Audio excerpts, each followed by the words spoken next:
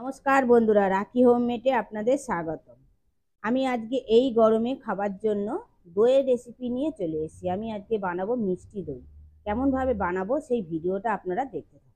আজকে আমি মিষ্টি দই বানাবো। মিষ্টি দই বানানোর জন্য আমি এখানে 1 লিটার দুধ নিয়ে নিয়েছি। দুধটাকে জাল দিতে বসিয়ে দিয়েছি। দুধটাকে অনবরত নেড়ে যেতে হবে যাতে দুধের মধ্যে সরটা না পড়ে।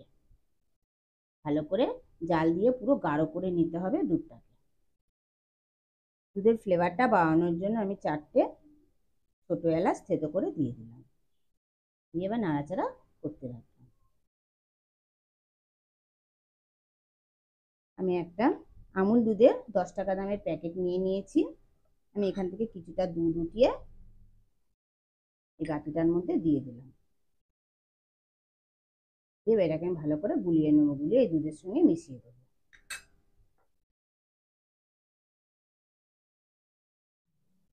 তাই যে আমি দুধটা গুলেছিলাম সেই দুধটা আমি দিয়ে দিলাম।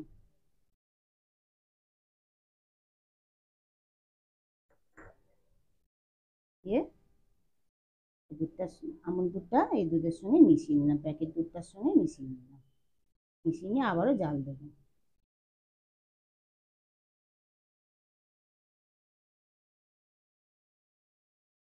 দইটা বানানোর জন্য আমি 100 গ্রাম টক দই নিয়ে নিয়েছি। টক দইটাকে এবার আমি একটু জলটা ঝরিয়ে নেব।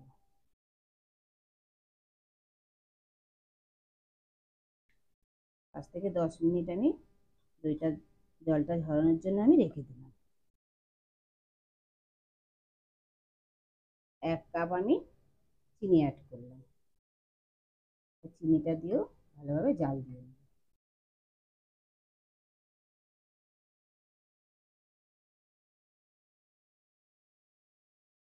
দইটার মধ্যে কালার আনার জন্য, যাতে দোকানে যেরকম মিষ্টি দইয়ের কালার হয় সেই কালারটা আনার জন্য আমি একটু ক্যারামেল তৈরি করে দেবো। একটা ফ্রাই প্যান বসিয়ে দিলাম। ওখানে আমি 1 কাপ চিনি দিয়েছি, এখানে আমি হাফ কাপ চিনি দিলাম। দিয়ে আমি একটু ক্যারামেল তৈরি করে দেবো। চিনিটাকে এবার আমার জাল দিতে হবে। জাল দিয়ে দিয়ে আমি ক্যারামেল তৈরি করে নেব।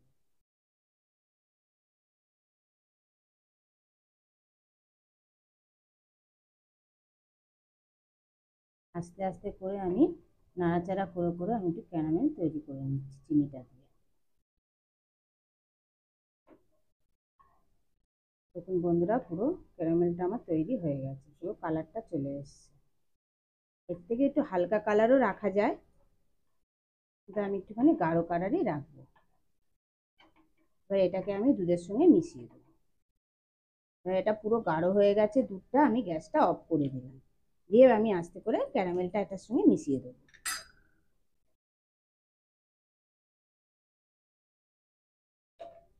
এখান থেকে কিছুটা দুধ উঠিয়ে নেবো।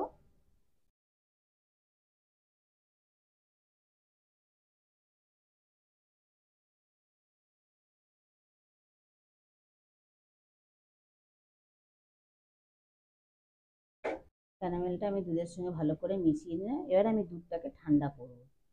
ঠান্ডা করে নিয়ে তারপরে আমি দইটা বসাবো। দই বসানোর জন্য একটা মাটির পাত্র নিয়ে নিয়েছি। আমি 1 চামচ এখানে টক দই রাখলাম। ওটাকে আমি পুরো মাটির পাত্রটার মধ্যে মাখিয়ে নেবো। আর বাদ বাকি টক দইটা, জল ঝরানো টক দইটা আমি ভালো করে ফাটিয়ে নেবো। ফাটিয়ে নিয়ে দুধের সঙ্গে মিশিয়ে দেবো। দুধটা কিন্তু হালকা ঠান্ডা হয়ে গেছে। এই যে হাত ডুবিয়ে দেখা যাবে, এরকম ভাবে আপনারা দেখে নেবেন যাতে হাতটা ডোবানো যায়। এবার আমি দুধের মধ্যে ফাটানো টক দইটা দিয়ে দিলাম।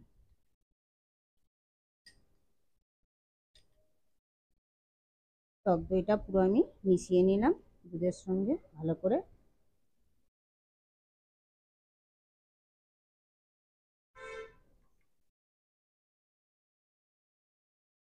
পুরো পাত্রটার মধ্যে আমি দইটাকে মাখিয়ে নিই।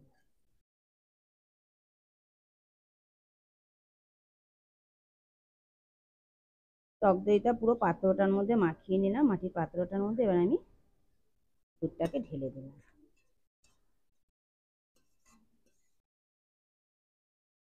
এবার আমি পাত্রটাকে একটা ফয়েল পেপার দিয়ে মুড়িয়ে দেবো।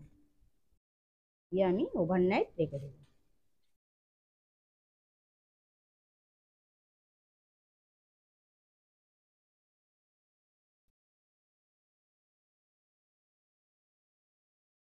একটা তোয়ালে নিয়ে নিয়েছি।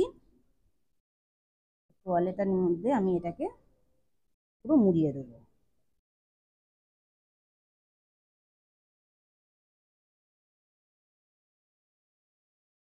তোয়ালেটা দিয়ে আমি পুরো এরকম ভাবে মুড়িয়ে নিলাম। এবার আমি এটাকে ওভারনাইট রেখে দেবো। ফয়েল পেপারটা খুলে দিলাম। এবার আপনাদের আমি দেখিয়ে দেবো কিরম ভাবে দইটা জমেছে। দেখুন বন্ধুরা, কত সুন্দর দইটা জমেছে। আপনারা ঠিক এরকম ভাবে ঘরে ট্রাই করবেন। ট্রাই করে আমাকে কমেন্টে জানাবেন কেমন খেলেন। এরপরে আপনারা এটাকে ফ্রিজে রেখে দেবেন, তাহলে আরেকটু শক্ত হয়ে যাবে আর ঠান্ডা হলে খেতেও ভালো লাগবে। ভিডিওটা ভালো লেগে থাকলে কমেন্টে অবশ্যই জানাবেন, লাইক আর শেয়ার করে দেবেন। আর আমার চ্যানেলের কেউ যদি নতুন বন্ধু হয়ে থাকেন, চ্যানেলটিকে সাবস্ক্রাইব করে দেওয়ার অনুরোধ রইল। পাশে বেল আইকনটা প্রেস করে দেবেন নতুন নতুন ভিডিও দেখার জন্য।